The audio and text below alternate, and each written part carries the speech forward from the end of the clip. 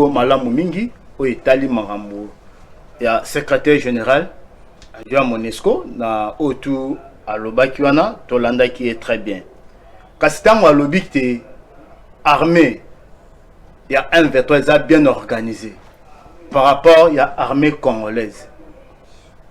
Vérité, yangwana ebimina poisa et pesi bande koyenyo sacré motema pasi. Pote biso tolobaka boye na MLP tozaka na slogan na biso tolobaka ceux qui na lobi na kokufa.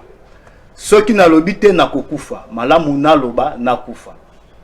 Yango zomoza ba même esprit o mokonzi ya Monesco alobeli biso wana. Mais c'est tout à fait normal.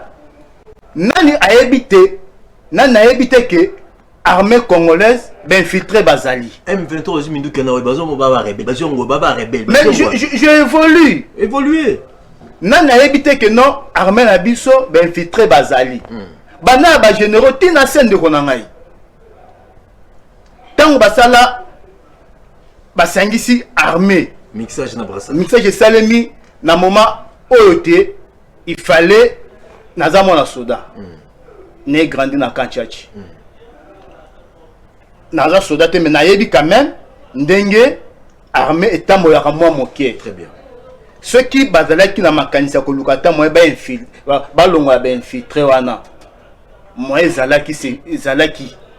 Mais c'est mon abako Félix Azalaki te. Brassage de Michel Félix Azalaki. Non, mais tant Félix a une solution na zu pona bango. Félix tant a une solution ni azui pona ba soda o ba généraux ba colonel o bazali na kati bada ba infiltré. Solution na zoli bango. Bango na le même militaire, le même général o baza na kati mboka.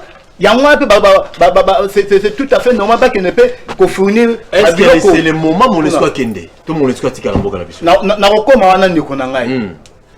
Na kokoma wana. Comment? Yango ozomona ete eza pasi mingi na armée na biso. Mboso alobi aux yeux de tout le monde. Na télévision ou amone la télévision nationale. Bande ko député ya Est bolonga na kati ya makambu ozo salema na kati wana. Mais c'est clair. Ba député o bazawana c'est-à-dire ba travailler conjointement na ba rebelle. Est-ce que mission Monesco est-ce que ça rempli la kati ya mboka na biso? Mission Monesco. Bilan la bango ezani na mabele na biso. Bilan la bango pona ngai ezali na koki koloba eza négatif ou bien eza positif te. Ozo comprendre. Puisque tozalaki na ndeko Kabila.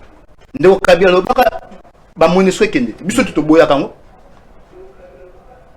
Alobaka Monesco kende. Biso tutoboya eloko na Monesco. Mais le lobby va découler masasi sikoto sa décision tozo. Le lo bandeko bakufi. Le lo Monesco kaka o mutaida kabiso pour être azwa ba matériel o etali ba élection et comme atina ba mboko eza kuna ya kati kuna. Pour ce fait l'autre bengani Monesco kende oui, c'est bien bon to bengani bango ba kende. Oroyo keko kebima ah que non, moi ba élection sale mais zate et tout ça ba moyen te ba nje zate ya komema ba matériel pour comme na ba village o eza musika ba repesa biso ba réseau wana. Très bien. Quand ba yebi diplomatie. Ba lingaka diplomatie. Ba kena diplomatie na Monesco. Et ça passe mingi comment expliquer besoin pour la Monesco na kati ya frontière ezali ya biso na ba Rwandais na Uganda mais embuscade de Selenata soda moko te congolais azali wana bo okuta Monesco place wana